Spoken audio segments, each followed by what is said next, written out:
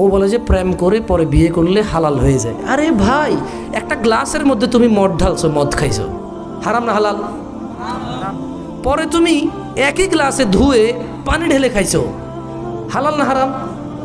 তো আগে যে মদ খাইছো ওটা হালাল হয়ে গেছে? গ্লাস তো একটা, গ্লাস কয়টা? গ্লাস কয়টা? তো আগে মদ খেয়েছো, এরপরে ধুয়ে পানি খেয়েছো, দুধ খেয়েছে ওটাতে, তাই বলে কি আগে যে মদ খেয়েছো ওই মদ হালাল হয়ে যাবে?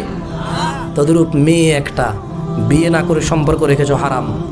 মেয়ে একটা বিয়ে করে সম্পর্ক করলে আগের হারাম হালাল হবে না, ওটা গুনাহ থেকে যায়। ওটা কি থেকে যায়? ওটার জন্য মাপ চাইতে হবে। যেমনটা বিয়ে না করলে মাপ চাইতে, তুমি এই মেয়েকে বিয়ে না করলে এমনটাই মাপ চাইতে হবে। এই মেয়েকে বিয়ে না করলে যেমনটা গুনাহ, এই মেয়েকে বিয়ে করলো আগের অন্যায়গুলো একেবারে শতভাগ সেম অপরাধ। ভাই আমার, ভাই আমার, লা ইউজনি জানি হিনা ইউজনি ওয়া হুয়া মুমিন। কোন জানাকারী জানা করে না মুমিন থাকা অবস্থায়। সিদ্ধান্ত তোমার।